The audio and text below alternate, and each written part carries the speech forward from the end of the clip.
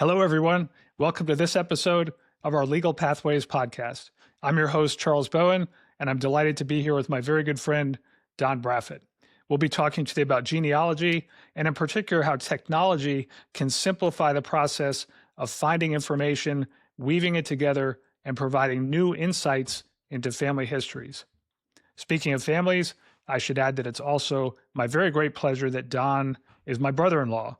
So we have plenty of time at family reunions and holidays to find interesting things to talk about. And somehow our conversations often make their way back to genealogy and technology.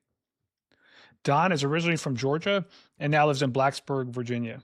He's married with a grown daughter, and Don is a retired computer programmer and university instructor. Don has had a lifelong interest in computer programming and computation, particularly around programming languages and software testing, as well as technologies for massive collaboration, information organization, aka human-assisted computation, things like Wikipedia, Last.fm, Family Search, and Find a Grave. Don has a great educational background. He got his undergrad degree in math from Armstrong State College, and then went on to get his master's in computer science from Penn State. Don's career as a software engineer started with Bell Labs, developing systems to predict future call traffic. Then he moved to DEC, Digital Equipment, where he led various development projects for DEC and its successor company, Compaq, finally retiring from their successor entity, Hewlett-Packard, in 2005. Almost sounds like a corporate genealogy to me.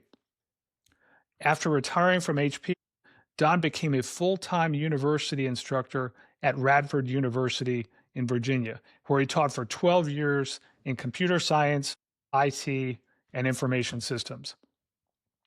Don started working formally on his family history in the 1970s, picking up on important research that his dad had started back in World War II. Since 2007, Don has incorporated DNA testing into his efforts to confirm family history and extend that research to other family members and their friends. As a volunteer with Find a Grave, where he creates and maintains graveside memorials and photographs and geotags burial locations, which, as we'll talk about, is part of the genealogy process. Don enjoys these challenges, and he particularly enjoys helping people make connections through old pictures, family stories, newspaper articles, obituaries, and DNA results. Don, welcome. It's great to have you here on the podcast today. This week, we're going to be talking about genealogy and why it's important, and in particular, to explore some of the latest tech tools and platforms that help us find our family roots and heritage. Now, Don, anyone who knows you or has talked to you for more than 5 minutes knows your passion for this subject. Where did this passion come from, and when did you realize that you have a role to play in this area? Well, good to talk with you today, Charles. It goes back probably um, early 1970s. I was going through my father's papers, and he had a whole file folder of information that he had collected. He had written a letter. It looked like he'd sent a copy to his brother. It was almost like it was addressed to his brother. It was addressed to me. Now, I had never seen this letter, but it was all of the research he had done on the family.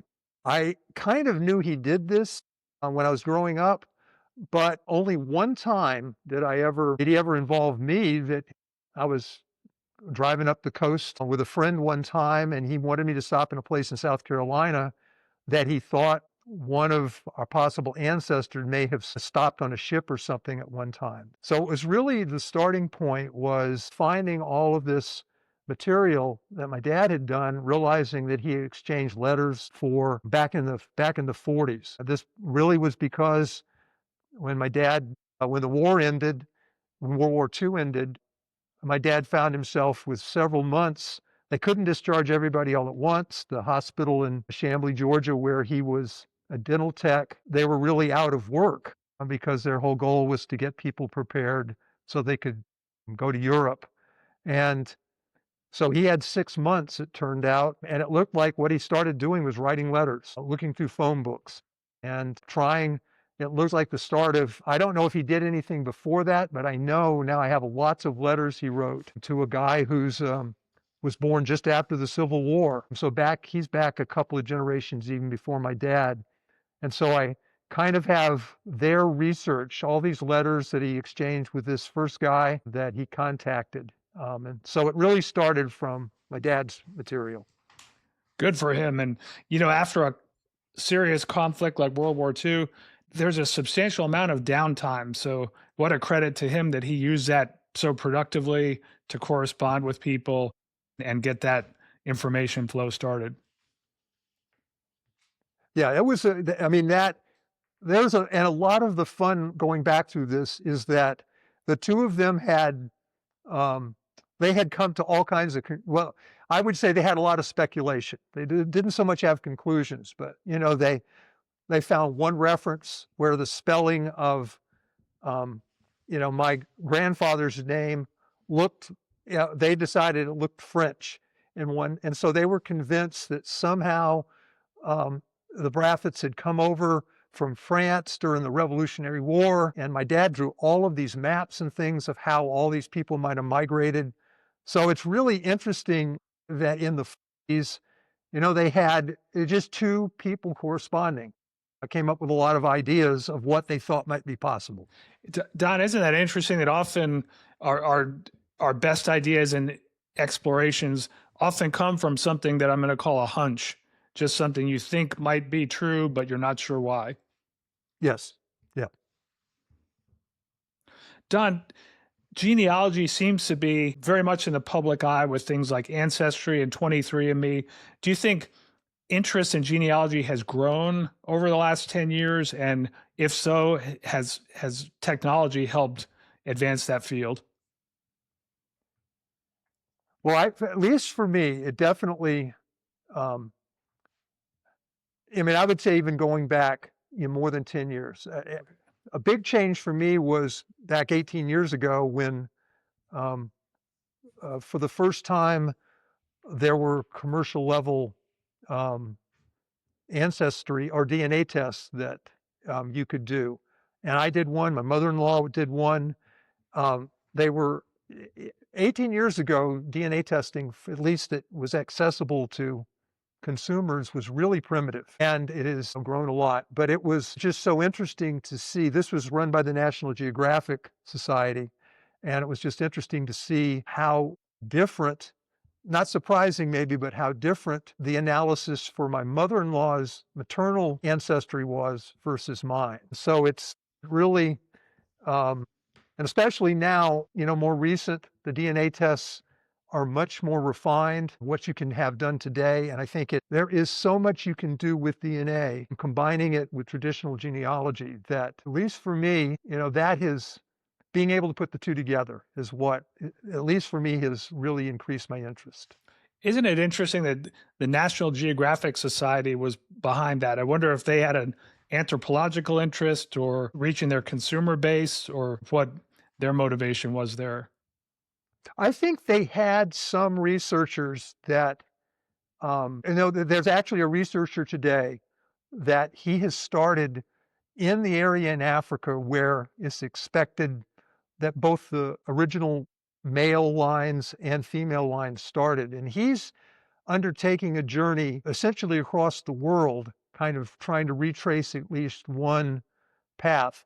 And I think there was enough evidence from, I don't know if it was from anthropologists or exactly how at the point when National Geographic started this program, but they already had a pretty good at this out of Africa idea that we all have roots in terms of our species in Africa. And a lot of it was, I think, to collect data, hopefully to maybe give more enlightenment of what were some of the migration paths of humans as they left Africa and migrated all over the world. Wow, what a great testament to our common roots as human beings. Really Yes. a great to their work. So Don, let's talk a little bit more about why genealogy matters. Obviously, this is a topic that you focus on intensively and have done significant work in. Why does genealogy matter for our listeners, for the community, and for the public good?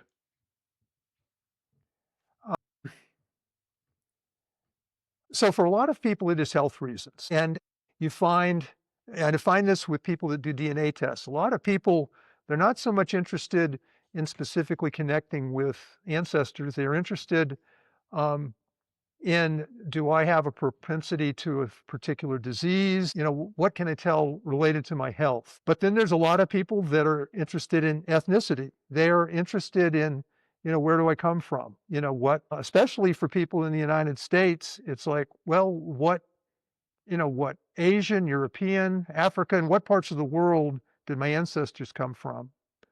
And then there are people that are interested in how maybe do I c how maybe can through genealogy, can I figure out how I connect, to other people? Maybe your first cousins or something from growing up, and it's like, well, what about people maybe I'm more remotely? There are a lot of people that are interested in the United States, especially, am I descended from a Revolutionary War ancestor? Am I descended from someone who came over on the Mayflower?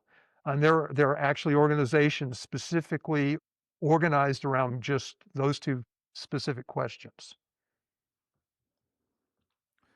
Yeah, it's fascinating that even though the U.S. is a melting pot, obviously each of us has our own thread that that that got us here. So great background. Don, how about individually for one's own researcher? What are some ways that others can get started on their own exploration in this area?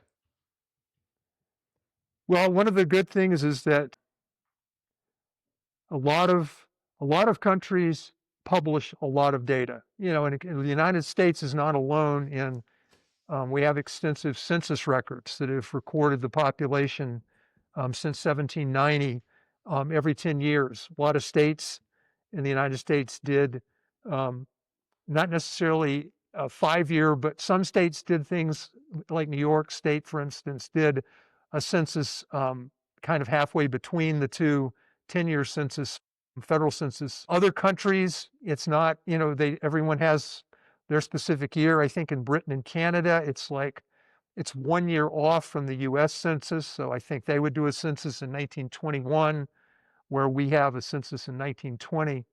So there's a lot of data, both at the federal level, state level. Local counties in the United States have recorded births and deaths, marriage records, sometimes burial records, sometimes going back long before the formation of the federal government. So in some of the New England states and some records in places like Virginia, some of the original colonies, there are records that predate anything that the federal government. So there's a lot of written records, some of them easily accessible, some you have to maybe go to one of the national archives, you have to go to possibly a state archive, or even to a local county courthouse. And the same kind of thing exists in other countries to some degree, and it varies by country. Some countries like Switzerland have extensive records recorded back 1500s, things that just do not exist in the United States because almost no one that was here in the mid 1500s were writing, or at least of records we've been able to find, were writing things down and recording them, say, like the Swiss were doing in the 1500s. Um, so there's a lot of records, but one of the things I've found, recently is that every one of us carries this record of our ancestry in our DNA. And it is, even when you have no records at all, as this is the case for adoptees, you do not know possibly who your father is, who your mother is, or maybe either parent. Your DNA potentially gives us clues as to where to look for records, even if you start with maybe zero records other than what you have in your DNA. I want to hit that topic in more detail when we get into technology tools to help Okay. test and record and share that. But, this is our Legal Pathways podcast. So for our legal listeners, I want to think about some of the things you said around state record keeping, in particular, like probate courts who track deaths and heirs. What kind of records could someone get from a probate court, and how could that help with someone's search process? Well, so one of the wills are one of the main things that I've used, and one of the best experiences I ever had with my family. My wife And my daughter and I, we went to county courthouse where my wife's father is from. And back a couple of generations, one of his ancestors had written a will, and we were able in that we sat, the county clerk sat us in a room, pulled out the record. It was the handwritten record on the original paper. It wasn't a transcription. It wasn't a digitized record. We had the original piece of paper that was preserved at that county courthouse. Mm. And it was, it was a will. And, my wife and my daughter and I, we transcribed that record. And what, it's the interesting thing about finding an original record like that. Again, this is a piece of paper that, as best we could tell, probably my daughter's great-great-great-grandmother had written a will, and she had so much detail in there talking about, a bad weather event. This would have been in Ohio in the early 90s, where it killed a lot of the crops. There were just things that it was much more than a will. It did have what you typically expect in a probate record, where it left certain things to, her descendants, but it was that experience of being able just to hold that piece of paper that had been written probably over 110 years earlier. So the probate records, often it's not just a will. Then you have, once a person dies, there is all the administrator records. So you have, which are usually recorded at a county level in the United States, it would be how the administrator or administrators dispersed dispersed things according to the will. You have an accounting, you see who things were sold to. There's a case with my great-great-grandfather that we have a will that he wrote, and in it, he names all of these, what we think are all his children, but he leaves one child out.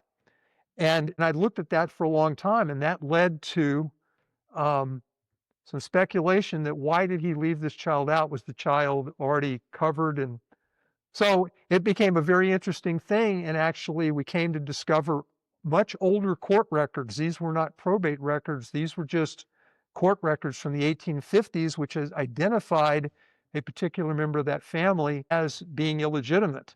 And Hmm. that opened up a whole new understanding of looking at the other records we'd always relied on, the census records. We could now look at a family and say, well, this family is not just 2 generations, it's actually 3 generations. And that all started from a probate record, from a will, led us back to older court records that were all around a stepfather. Isn't isn't that interesting that if you've done your homework, even a gap or a lack of information can provide a step to dig deeper and find out more about that?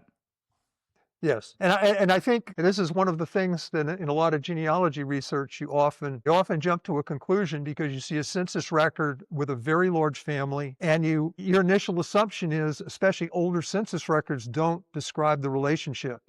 So you think, okay, this must be 2 parents and all their children, and it's maybe many years later you realize that was mostly right, but there's one child in there that has a different situation in terms of their parentage.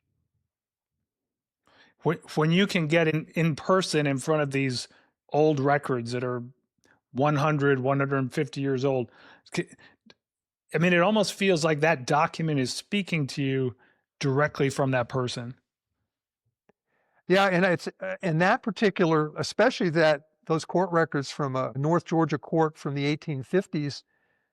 I have now been in contact with several of my cousins, explaining what I think I found about one of our ancestors.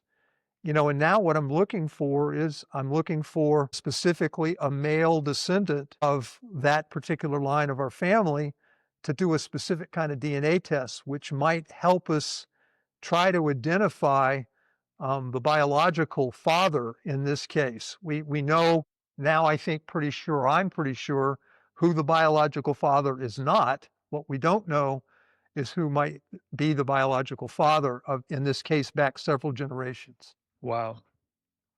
So, Don, sticking with this courthouse theme, you and I have also talked about unsolved mysteries and crime investigations. What are some of the types of records one can find that might be derivable through those types of records? Yeah, well, so one of the things is there are a number of people that die. They're a Jane Doe, a John Doe. They're unknown. Um, or actually, some of the larger cities actually have an employment position for people to actually try to investigate this because someone dies, the city or the county wants to make an effort to try to understand better, who is this person's relatives? And and so one of the people that would do this type of investigation, they're going to start with possibly what records this person had. Is there anything we can glean from addresses and things that the people have to try to understand better? A lot of it is you'd like to find an next of kin. And I don't think I realized how many people sometimes are deceased. This is my knowledge is specifically in the United States, but in the United States, where they're deceased and they do not know any next of kin. And so some of the records are end up being maybe you start with a name and maybe you trace back and you find that person in a census record. You may be able to put together enough to say, okay, there's a chance this person was part of this family. Sometimes law enforcement is doing some of the same thing because they have a deceased person investigation, not even necessarily where they think maybe it's a crime, but they have a deceased person and they're trying to investigate, well, what do we know? Where is this person? Has this person been a missing person? And so they will actually take the step and do DNA testing. And there are databases where you can upload DNA, and there are researchers that specifically focus on cold cases, helping law enforcement and other people that are trying to um, identify someone. And it's using, again, the kind of records like census records, like court records, but you might not know how to put them together, but the DNA evidence gives you clues of things to investigate. And Don, this has significance not just on the criminal law side, but also on the civil law side, because if there are no next of kin, if there are no legal heirs, custodians who hold property may have obligations after a certain period of time to turn that property over to the state if a lawful heir cannot be found. Right, and this situation came up in my wife's family because when her aunt died, and her aunt had no children. And, at first glance, you would think, okay, you don't have any children. Well, what happens to the assets? What happens? And in this case, her aunt had left a will, but the will, many of the people named in the will were deceased. Oh. The executor named in the will was deceased. It became an interesting challenge, essentially a genealogy challenge, to track down from the state of Virginia's perspective, who are the legal heirs now. And so the lawyer basically needed somebody and I'm the one that I knew a lot about this family. It's trying to give a complete list to the lawyer that is trying to close the estate to say, these are who I think are the legal heirs, so that the estate could be closed in the terms that were specified in the will. So here's a will, but you have people that are deceased. So now the state of Virginia says, we need to go look and see who were the children of that particular deceased heir.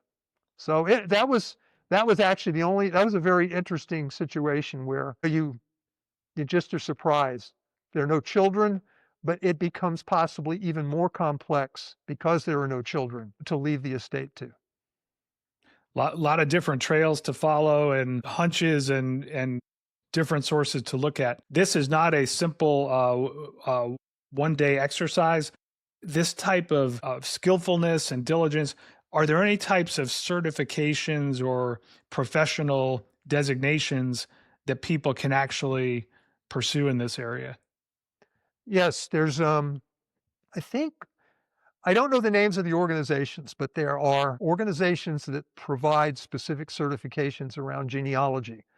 Most of this is primarily oriented around traditional genealogy. So it's what genealogists would call the standard records of proof, in terms of you're trying to say that this person's ancestors were these two people. What types of records do you need?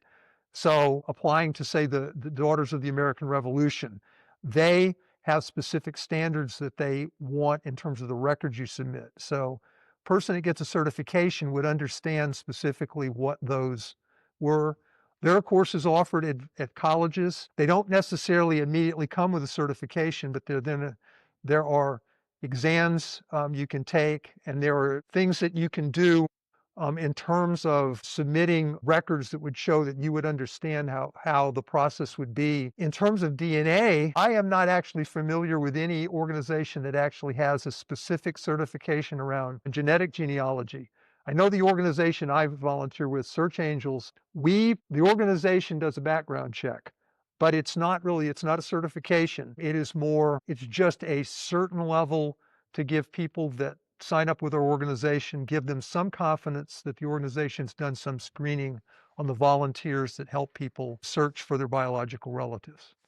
Yeah, and I guess this is consistent with the interests you talked about earlier in massive collaborative databases, right? That there are experts, but there are also a community of users whose work and whose amateur explorations advance the field and connect the dots. Yeah, and I think that's one of the things that I've shifted what the stuff I do probably especially in the last 10 years. I realized that, so two organizations or two, I want to say organization is probably the right word, but really their best way to think of them, their websites. Find a Grave is one of them. There are other websites, Billion Graves is another, but they operate as a worldwide, essentially family tree. And in the case of Find a Grave, and Billion Graves, it's tied to burial records. It's trying to organize all the burial records, photographs potentially of where there is a burial marker. Lots of times there's no burial marker, so that becomes a challenge. Sometimes you don't even know where the burial took place or if there was a burial. Sometimes you don't know the death date. But Family Search is that's a website whose orientation isn't just around burial records, it's around all types of records, census records, probate records, vital records, incorporating also things like burial records. The thing that's significant about these two, Family Search and Find a Grave, they organize their work around one worldwide shared family tree. The idea is everything that you contribute fits somewhere in that tree. So every deceased person has essentially potentially a record. And then part of your goal in either case, in case of Find a Grave, you're trying to attach a person to where they're buried, the cemetery, hopefully to a burial marker, maybe tie it to an obituary.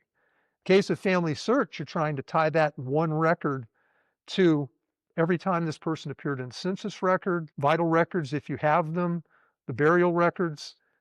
And so whenever I go into I probably do Find a Grave, Family Search almost every day. I'm going in trying to identify it's like a large jigsaw puzzle.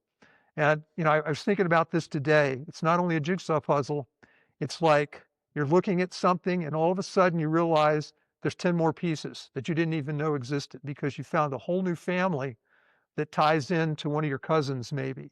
And now you have an idea because you found an obituary, you found a burial record, and you say, I now know where this person fits in the family. You may even have a DNA record that confirms it. And the DNA can be used kind of in this collaborative way because Ancestry, one of the largest DNA testing organizations, they provide kind of a one large tree view of how DNA records are organized. They try to take the DNA information, couple it with family trees that people have submitted, and they give it a best estimate how they think all the families fit together. And they don't get it right all the time, but their algorithm's pretty good. They get it right a lot of the time, and it's one of the central tools we now use in helping adoptees find their birth families, is tying all these DNA records together with this kind of collaborative worldwide family tree of DNA records tied to also family trees. You're right. It's just like a jigsaw puzzle. Once you can find that piece, you see how it all fits together. Yes. Well, or you see that the piece doesn't really fit. It's something you've thought a long time, and the piece never looked completely right, and now you know that piece doesn't belong there. It belongs in a different puzzle. It belongs in a different puzzle. That's right. But it's on a different border. It is interesting. Sometimes you have to essentially disconnect the piece you thought you knew where it went, and it doesn't really fit there. Yeah, the trail doesn't always lead where we think. Right. So, Don, later we'll talk a little bit about some of the positive aspects you've experienced through adoptions. But as long as we're on the courthouse and legal theme, I want to also talk for a second about adoptions. Obviously the adoption process is very sensitive, it's very personal and very private, and a lot of those court records are sealed. Is there in general a point at which those become open resources, or do they stay private for many generations? Well, so both. Based on current law, there's a number of states that are considered to be open adoption states. So essentially, records, and even in some states where it's open adoption, records become available to families, to adoptees in particular, usually when they turn 18.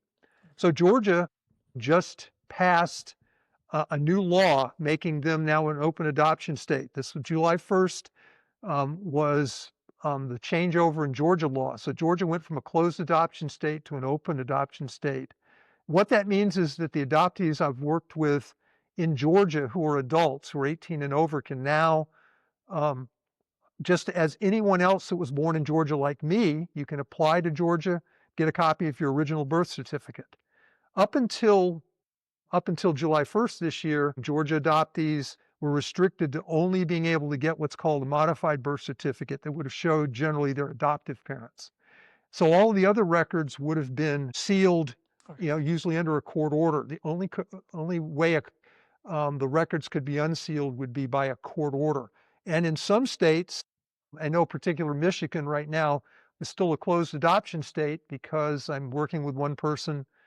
And Michigan, essentially all of their records, the only way you can get an original birth certificate is through a court order. So sometimes you can get the records, and a lot of times you have to justify to the court why you might want the records. So sometimes it's for health reasons. You think you don't know your biological, if you're an adoptee, you may not know your biological parents, but it appears that in your family you have a health issue and you'd really like to better understand why that may be that you have this health issue. Is it something you inherited potentially? So it's a mixture. It's at the state level in the United States in terms of being able to find records, or whether you need to go to a court to get records released. And there are adoption registries. Georgia always had an adoption registry, so birth parents and adoptees could always register.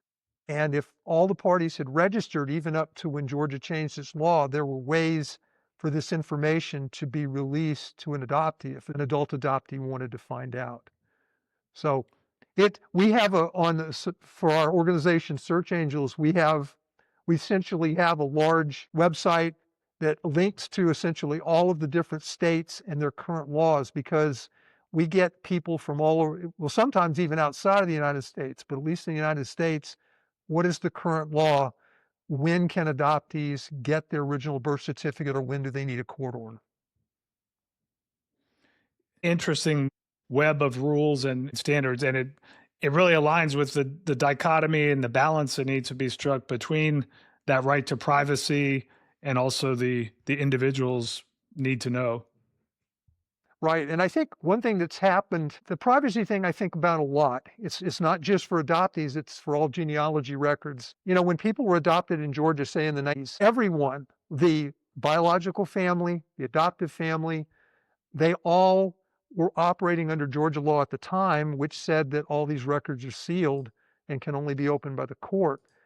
But one thing Georgia has done, and other states like Oregon, they have done this as well. They have gone back and retroactively essentially changed the law, not just for adoptees going forward, but for people that were born decades ago. They have changed the law. And so there is an impact to the privacy that individuals in Georgia thought they had back, say, in an adoption situation in the 1980s. That privacy, Georgia has changed that. But what they basically, adoptee advocate groups have convinced the Georgia legislature that we have to consider the rights of adult adoptees. And even if the law said one thing in the 80s, in the 90s, and all the way through 2025, the end of June, we're going to change the law. And we're going to say that adult adoptees now have a right to this information without an expensive court case. So it sounds like the trend line is moving toward more openness and transparency for appropriate cases. With the idea that all states are moving at their own rate. And so it is hard for me to predict when certain states, say like Michigan, when they would ever decide to change their law retroactively to impact adoptees born in the 60s or 70s or 80s. Right now, it remains a closed adoption state, so an adoption that happens now is not any different from an adoption that happened 30, 40 years ago. Mm. So, Don, as we think about the thread of evolution over time, I like to shift over to the way that technology has helped enable this process to advance. And Okay. in another episode, you and I will be talking about the history of IT and computation, and both on the tech side and on the genealogy side, it sounds like there's a need for the best search tools that can maximize efficiency, find the most information, and help weave it together.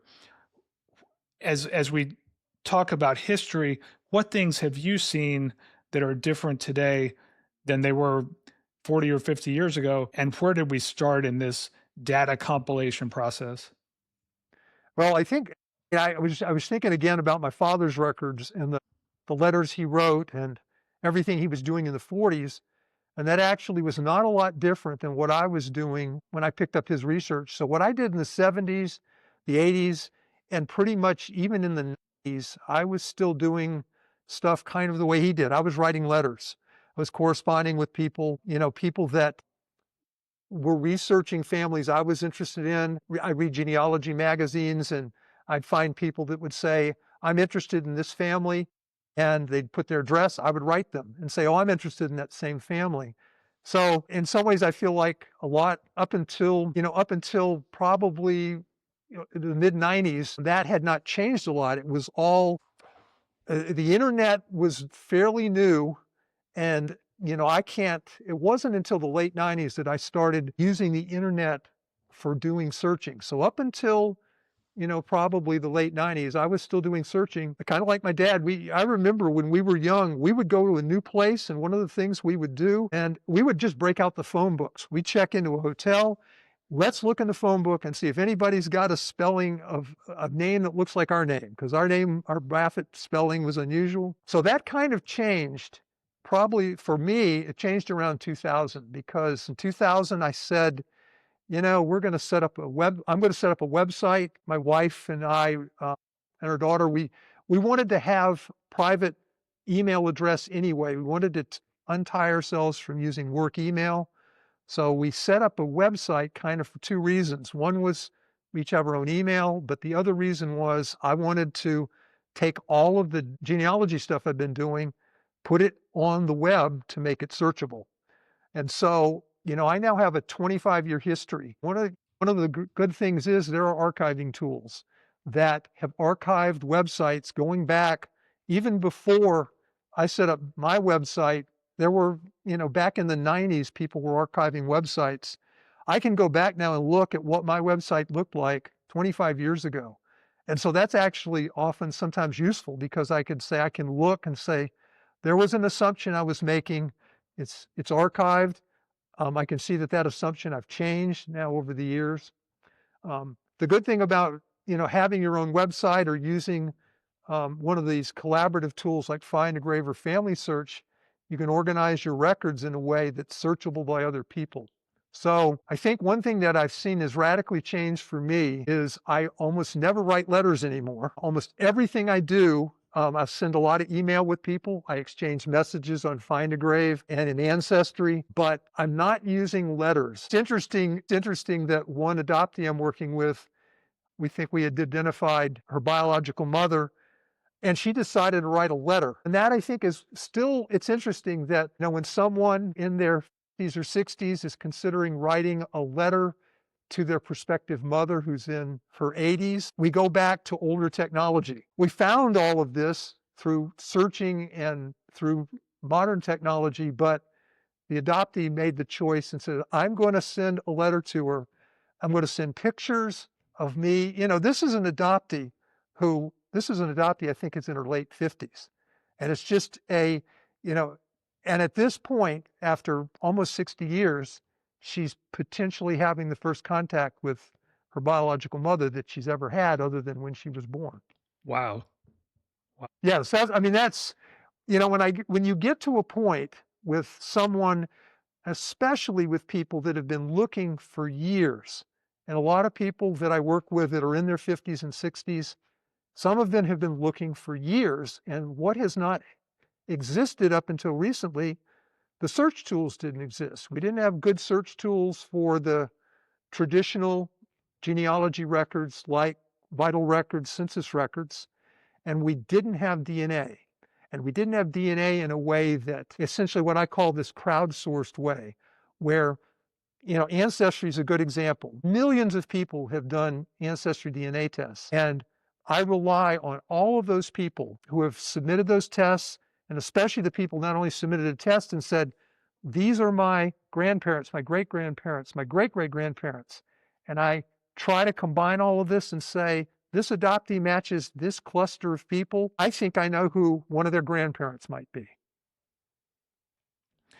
So there's like a Should network search. effect, right? That if the more the more users, the more information and data that's posted, the more connections can be made. Right, and I try to encourage, once an adoptee has actually solved whatever family mystery, or maybe sometimes they only solve half of it, but whatever they solve, I encourage them to then update your ancestry tree with what you know now because you'll help the next person. Because someone else will come along, they'll see they have a DNA match to you, and now they'll look and say, you have a tree. Oh my golly, you have identified these people. You've helped another adoptee who had a gap. Sometimes you can figure out one or two grandparents. The jackpot is if you can figure out 4 grandparents, you often are on the road to solving the whole mystery. But 4 grandparents is still a great thing to have. So Don, it sounds like over the past 40 or 50 years, even the government has taken part in digitizing and making things easier to search and find. What has been the arc of that record keeping process? I know that I used to go, so this would have been in the 70s and probably in the early 80s. I would go down to a family records center. There was one, I was living in New Hampshire, and there was one in the Boston area. And I could go there, and they had naturalization records, they had census records, they were on microfilm. And so I would search through microfilm records. I found my great-grandfather's naturalization record when he came from Nova Scotia. And, there's a lot of data in naturalization records. I'd look through the census records. I think at that point, census records have always been private for 72 years in the United States. And so, I think I was only maybe up to being able to look at, say, maybe even just the 1920 census at that point. But I could go through the microfilm, I could find my family, try to understand where they were living. I usually knew that, but that gave me a starting point. So, those are the early days for me. And what's changed now is that those records are digitized and they're usually indexed by the major organizations like Family Search, like Ancestry, have indexing. And I know you pointed me to an interview with one of the people that's involved with Ancestry, where it was months before we would get an index of a new census when a census came out. And when the 1950 census came out, after 72 years of essentially not being available to individual researchers, it just took a few months to be able, I think it was days, it was in days they had, using AI technology, to be able to have indexes into those census records so that all of a sudden people could immediately say, I want to search these records. Yeah, I was struck by that interview, which we'll put the link in the show notes from Bloomberg. The CEO of Ancestry said that for the 1940 census, it took them about 9 months to update the information, and that thanks to AI, for the 1950 census, instead of 9 months, it took them 9 days. Right. And you know, it is not just census records for me. I mean, one of the things in the county where I live in Virginia, they have I can go to the county courthouse and I can go to the record books they have. And so, and I've been interested in looking at some of the original founders of Blacksburg and looking at the land transactions. So this is usually like early 1900s, and it's fairly well indexed, but it's all paper records. I'm going through books. Well, they have all of that now indexed. And up until recently, I could go there and they had a computer, I could search, I could put in a name and look for all of the records. And that would tell me what book and page, so I could look at deeds. And I could then go to the actual record, look at the deeds. Recently, what Family Search has added is a new full text search that has incorporated lots of US deeds. This is I think back I've only been to the library in Salt Lake City one time, and they just have floors and floors of microfilm records. And you could order those to local family research libraries, but being able to be at the library, I could go load in a microfilm machine, any set of records, and I might have to spend 2 hours looking for something, but I might finally find an index record. Now, lots of those records are indexed. I put in a name now for one of my ancestors, and up comes Orange County land records in New York from 1700s. And it would have taken me, it would have taken me possibly weeks to get the records on microfilm, search through them, going through. It is amazing what an online search tool can do for you. What about web-based platforms that consumers and interested people can look at today? You've mentioned Ancestry and Find a Grave. Are there other tools that individuals can look at to get started? Yeah, well, so a lot of people, what they'll do now, I use a tool called Reunion, it's only on the Mac, so it's not as widespread use as some of the other tools, but it is a tool that helps you organize things, but you keep things local on your computer. A lot of people like that because it lets them basically organize their family information, and they don't have to worry about things being in the internet or on a cloud or any kind of platforms like Ancestry, Family Find a Grave, and Family Search. They have, to some degree, records that are available, and you kind of can choose what you make available, whether you're going to make it available to people other than your own private record on your own computer. So I encounter people both ways. Some people want everything private, they manage it, they don't want a collaborative environment. Other people want to use a web-based platform. So some tools let you keep things on your own computer, but also synchronize with the web-based tools if you choose to do that. And so there's a lot of genealogy programs that people use. A lot of people start out on their own computer or on the tablet or on their phone. They organize records, and then they say, okay, I'd like to make this available. The tool I use has a way to generate an entire website. And so that's kind of the way I got going with the website I have now. Basically, the tool I have takes the database you've created and will generate a website for you. Some tools will synchronize with things like Ancestry. And so there are a wide range of tools, and they give you differing levels of privacy depending on what you feel comfortable with. Some people say, just have something on your tablet where there's no connection, there's no part of it in the internet. At some point, maybe you decide to share part of it, but maybe you choose just to keep it organized and pass it on to a family member, but it's just all local.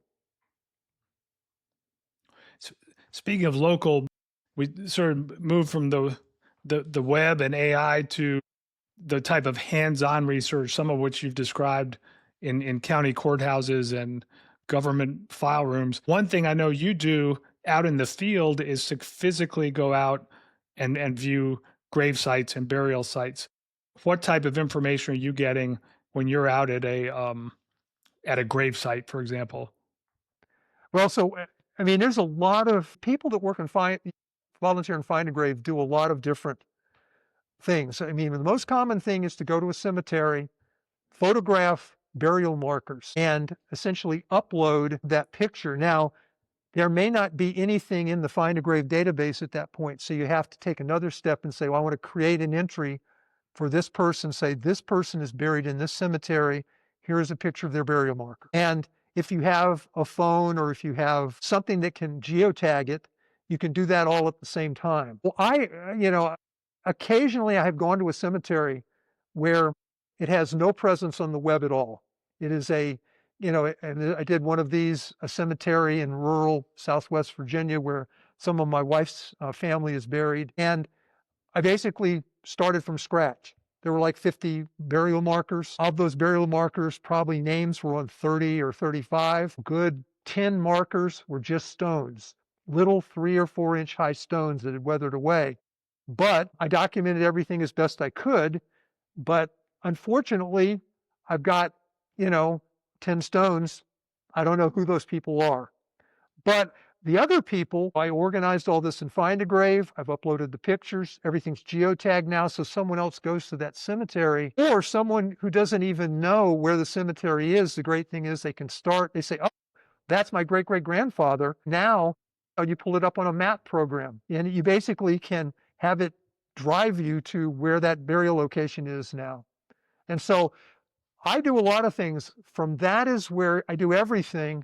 Sometimes I'll go into a cemetery and people have actually created the burial records because the cemetery provided them, but they haven't gone out and taken pictures. I'll go out and take pictures of the burial markers, upload those to Find a Grave. Sometimes people have done 2 steps. They've created the database entry, they've taken a picture of the burial marker, but it's a long time ago. They didn't have a GPS on their phone or something. Now I geotag that. And then kind of the thing I do when I'm back out of the cemetery, if I can find an obituary, I'd like to upload an obituary to that to kind of better tie together how does that burial record relate to others. I sometimes go to a cemetery office because people in Find a Grave can register and say, I would like a picture of this marker. My ancestors buried in this cemetery.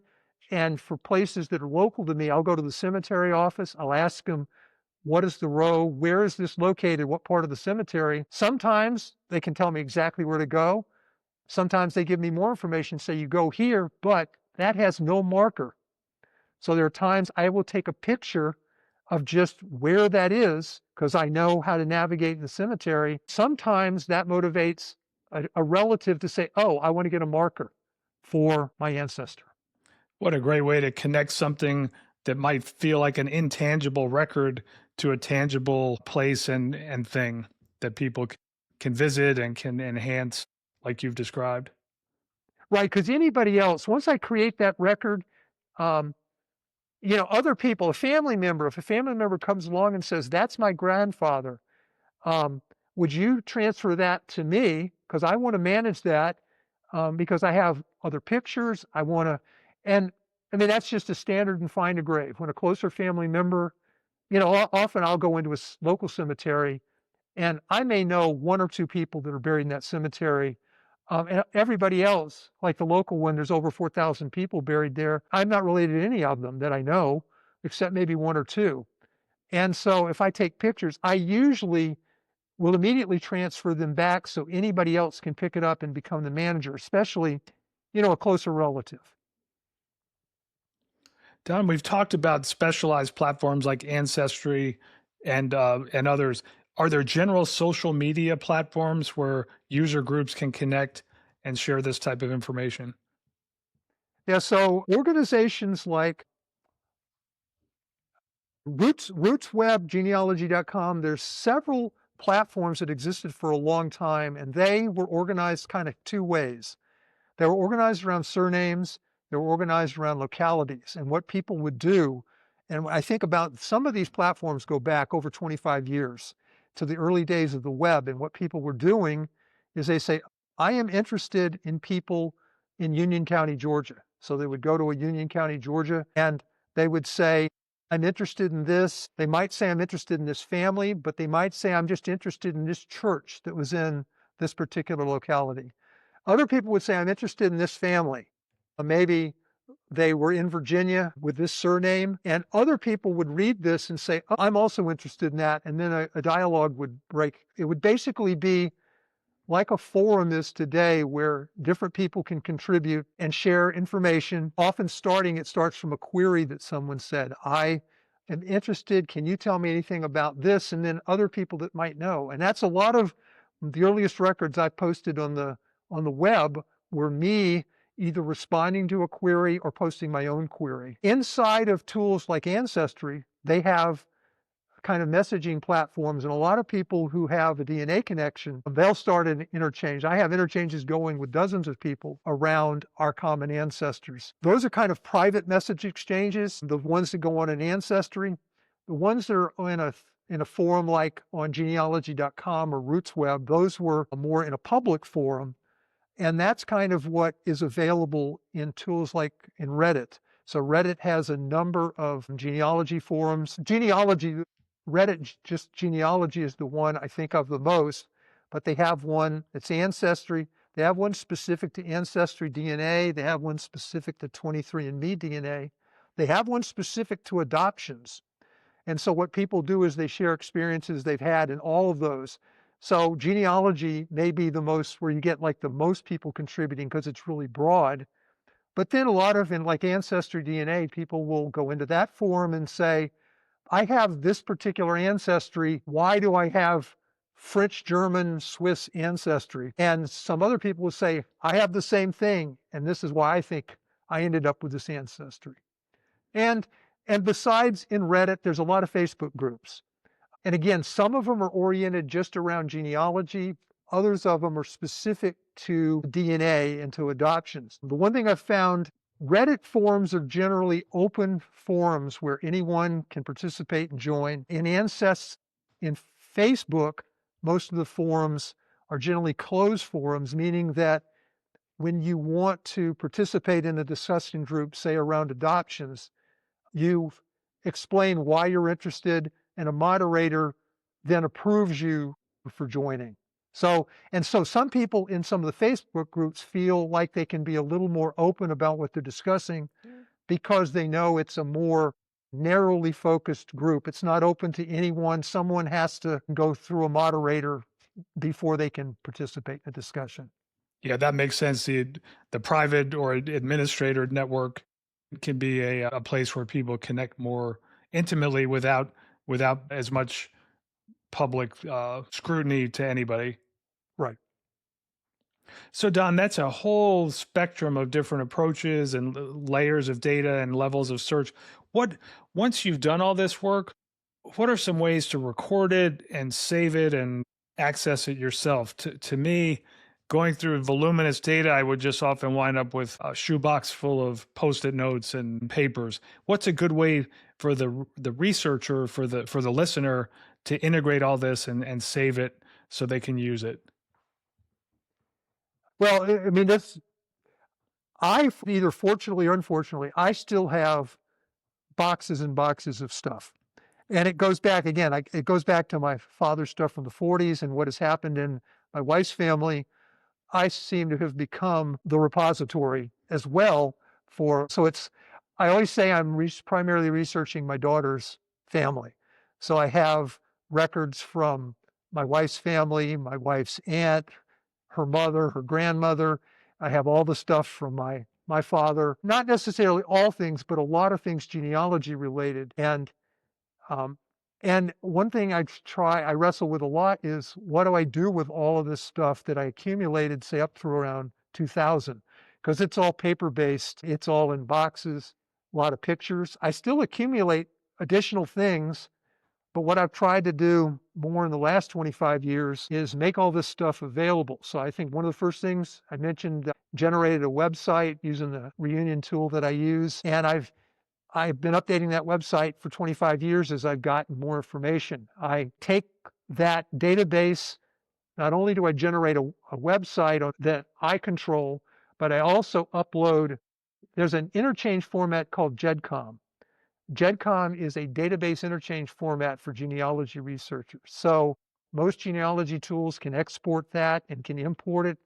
And so one of the things I'll do is export that and then I upload that into Ancestry. So that's how I get essentially my family tree into Ancestry. I just take a snapshot of what I have in my own Ancestry, put it to another good platform called GeniaNet, GeneaT, genianet.net, I think. GeniaNet is the name of it. And it has really good search tools. So I really like using that platform.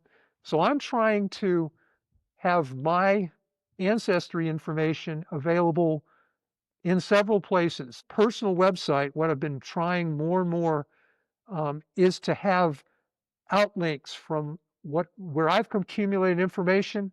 I want to point people, this is where you find that record in Find a Grave. This is where you find that record on Family Search. I want people to, I want to try to start de-emphasizing my own website uh, in favor of the crowdsourced ones, because if someone's interested in the Newell family, one of my wife's ancestors' families, I don't want them to focus on my website so much as they might get a hint there that they may be related, but I want them to go and look at Find a Grave. I want them to go and look at Family Search. So I'm using tools, again, starting from just this database I've had with this one company for 25 years, but I've tried to more emphasize the collaborative tools. And then I worry a lot about, I don't want any of this stuff to die completely. Even if my website is not there in 50 years or 100 years, that's okay. I've come to where there's enough of it in Family Search and Find a Grave that, and what I've focused on a lot in the last few years is how to archive all this. So one of the things I regularly do as I make changes to my database and make them available on the web, I archive that in a tool called Internet Archive. So the Internet Archive is it's essentially a website capture tool. Anyone can use it. You don't have to, you have to create a free archive.org account, but anyone can archive anything they put on the web. They can archive it there. You can archive it regularly. The way the Internet Archive works, it regularly archives things like google.com. It archives things that are heavily used websites. It also tries to archive websites that are going away. And it tries to be a repository so we have a historical record. What did the web look like in 2000, in 2005, and 2010, as much as we can determine that. So I feel now a lot more comfortable with what I've gotten into Family Search, into Find a Grave, and now what I have archived through archive.org. I worry a lot less about things going away, because websites, I have to admit that I've used a lot of websites over the decades. Lots of them are dead. They've gone completely away. The people that built them, say in 2005, they're deceased. They don't have, they don't exist anymore. Some of them, fortunately, are archived. I can go into archive, the Internet Archive, and find it.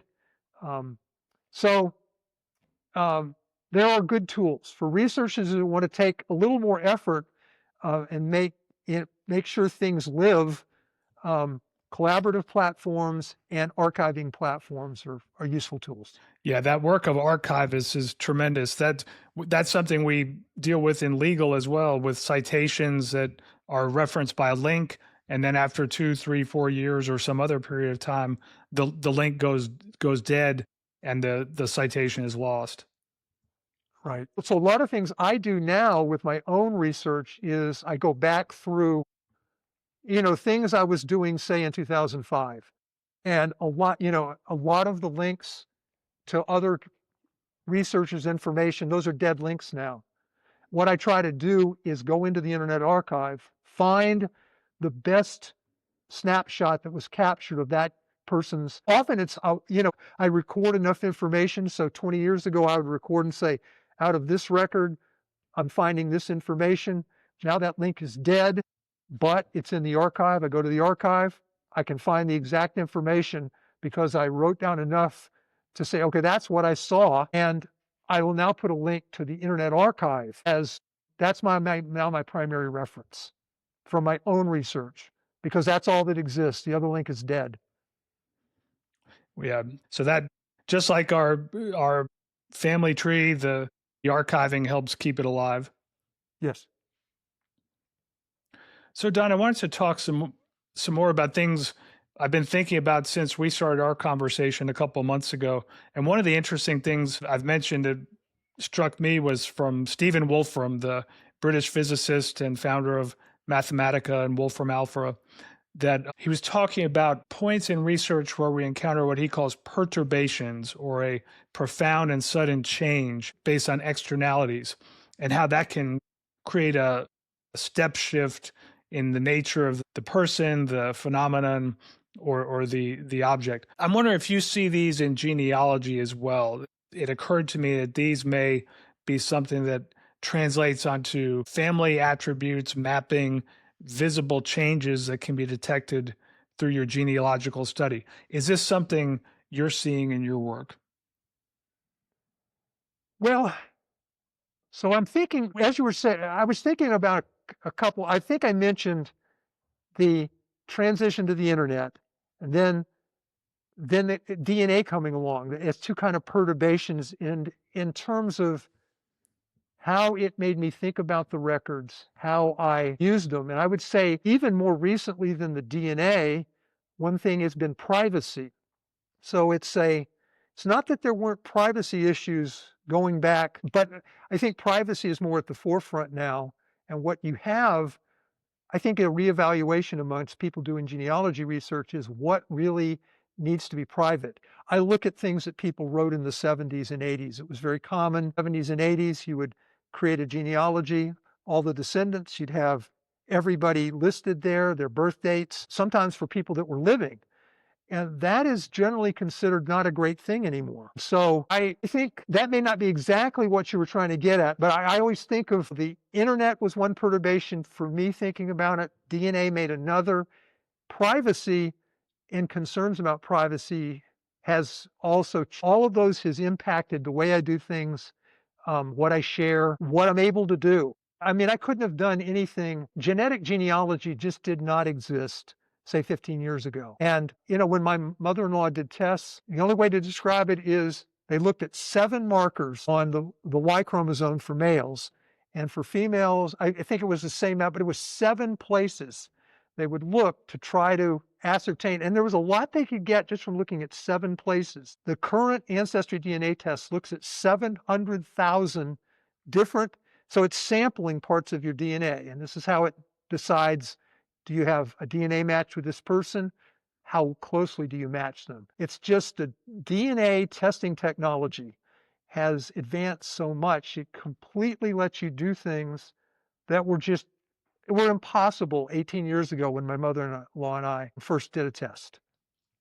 Yeah, so for sure on the process side, there's been real perturbations or leaps forward in the way that this research is done. How about on the biological side? Or do you see evidence of actual changes in people in height, weight, intelligence, things that are markers of a real change in human biology?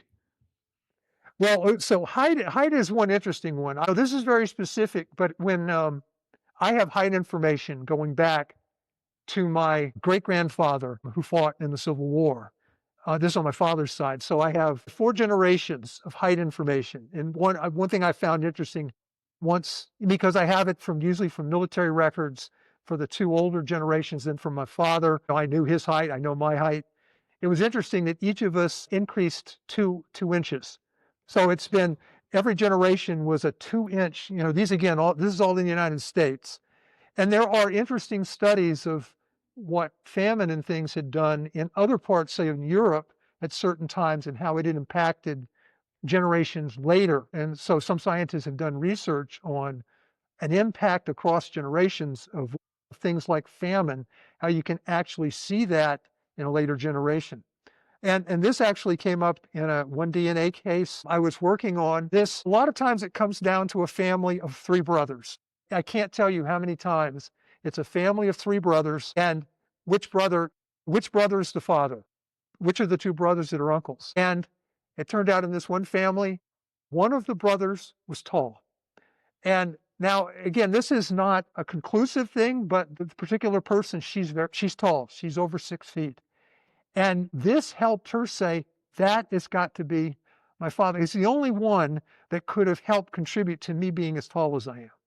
And I mean, that was a very, when I was listening to her reasoning, I'm saying, well, that's interesting. And I told her the story of my 4 generations of getting taller.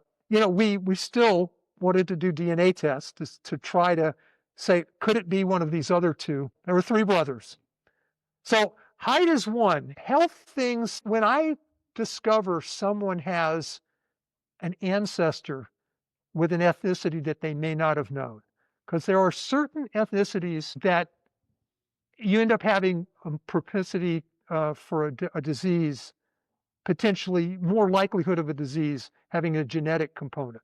I always think this is always to me one justification for doing all of this, especially for adoptees, because if you can go to your doctor and say, I now know based on DNA testing, I have these genetic, and maybe none of that genetic ethnicity matters, but maybe it does. Maybe the doctor says, wow, that particular ethnic group has a higher incidence of this particular thing. We're going to run this test that we wouldn't have otherwise run.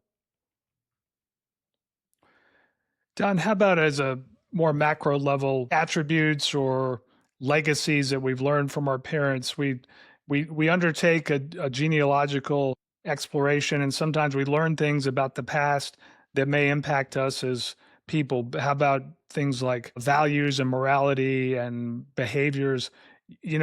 Some of those things we want to carry forward. Some of the things maybe are better left in the past. Any thoughts on how we should think about genealogy as an exploration of human values? I know this is always a fun documenting a burial site. So I find a burial site, I have a picture maybe, I know who this, and then I find the obituary. And the obituary for this person, sometimes it's a violent end. This person was murdered. Sometimes this person murdered somebody.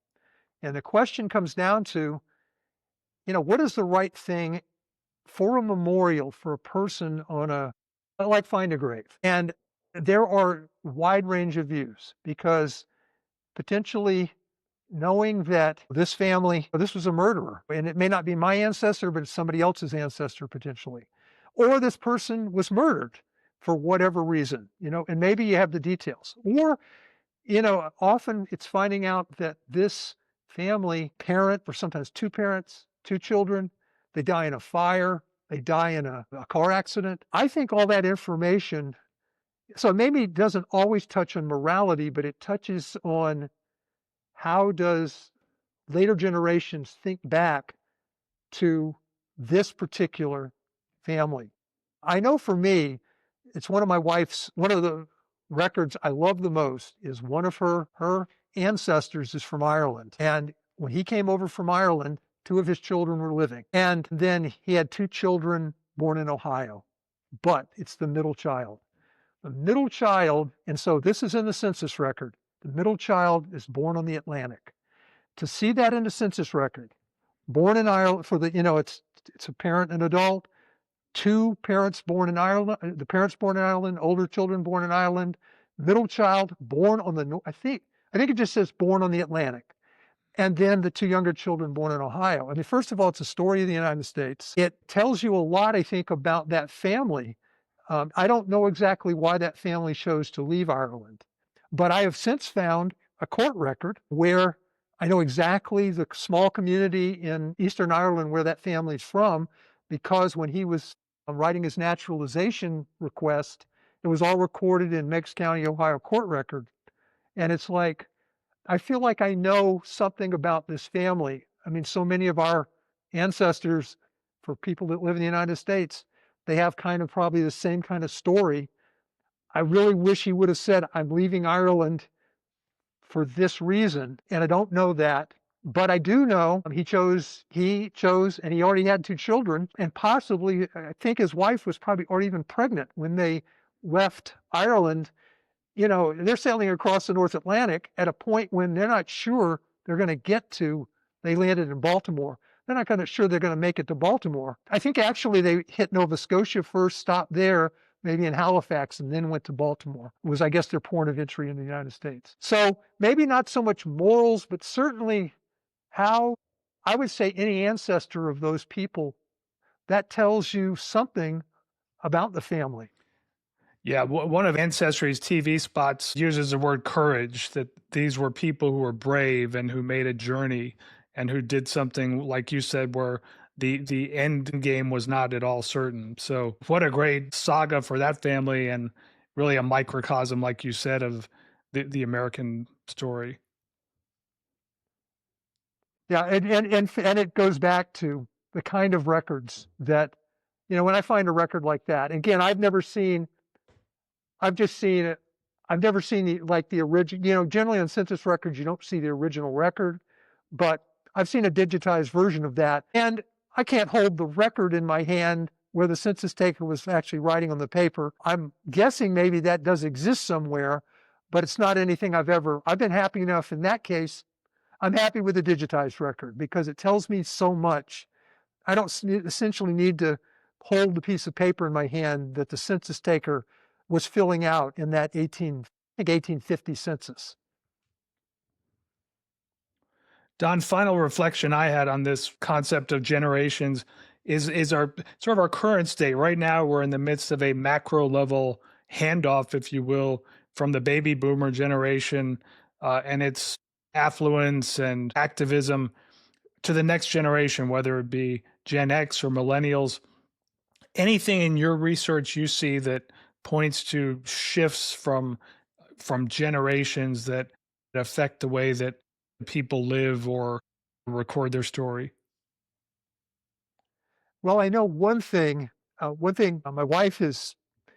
My wife really would like there to be a good home for all of the information, and so I think about the people in both families, and both my my family and also my wife's family.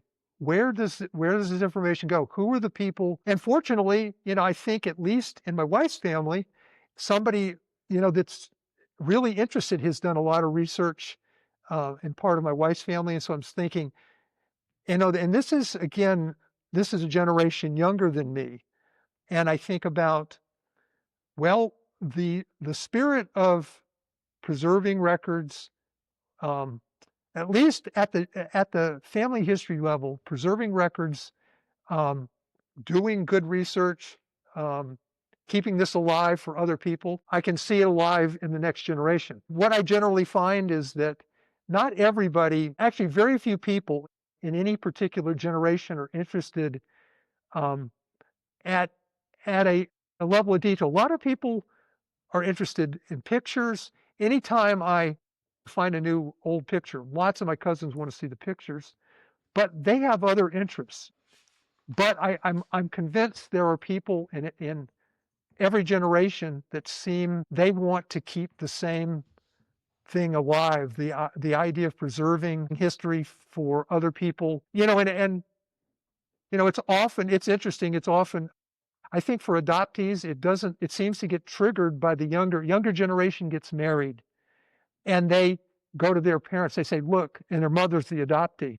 I want you to do a DNA test because my husband and I, when we have kids, we want to know more about our ancestry we don't know right now. And so, you know, the mother does a DNA test. And so sometimes it's driven by the younger generation. Sometimes the younger generation, it's health issues, but sometimes it's, the phrase I get from actually first adoptee I work with, I just want to know where I come from. And so that seems to cut across the generations. I don't think that's going away. And the more that we can make records available, so it's easy for people to find that, or it's easy for people with a little help from their cousins or people like me, maybe to find that. I want to keep that going. Don, what a compelling human need. And I agree. It's a universal impulse to understand where we belong and who are the people that love us and care for us. And that way we can continue to pay that forward in the future generations. Yes. Well, Don, as we start to wrap up, I want to commend you on your exceptional work and dedication in this effort. Your work is an inspiration to me as I start to think more about our family tree and helping other people get connected with their roots. As we wrap up, what's one final piece of advice you would give to our listeners who may be searching for their roots or their family history? Well, I think it's that anything that you do, um, when you're looking at an old picture um, or if you actually do get involved with something like Find a Grave or Family Search, you're not only helping organize your own family, other people will benefit from it. And it is, at least for me, it's very satisfying. Someone, I'll do something, and it's a family I'm not that familiar with, but that they're distant cousins of, say, my mother. I'll do something, and then a year later, someone says, "Thank you for doing this," because they were able to figure out something they didn't know about their family. So I guess the thing is that almost anything you do, if you choose to do anything related to genealogy as a hobby, and if even it's just a small part, or even if you just go into a cemetery and you take a picture, and it could be of one of your own grandparents, upload it to Find a Grave, because maybe your picture captures something because you capture, oh my golly, there's a new burial right next to that, and somebody else looks at that and says, oh my golly, I know how to organize that person into this family. I know how they relate. So it's that paying forward that you mentioned. I think that, I guess maybe that's one of the things I like the most about genealogy, that I get a lot of satisfaction of putting puzzle pieces together, but I'm hoping somebody else, there's still a lot of border pieces missing, and somebody else is going to fill in a couple of the border pieces. Well, Don, anyone listening to this podcast will be inspired by your example, and maybe they'll be the ones to help map out the next puzzle and fill in the pieces. Don, I want to thank you for talking with our listeners today, and thank you for your great work in this area. And I'll look forward to our next conversation. Okay. Thanks for setting this up. This was good. Thank you. Thank you, Don. And to our listeners, please go to the show notes where we'll have posted the references and links to many of the resources discussed. And please remember, if you like this episode, to subscribe to our podcast on your favorite streaming platform. That's all for now, and I'll look forward to our conversations next time.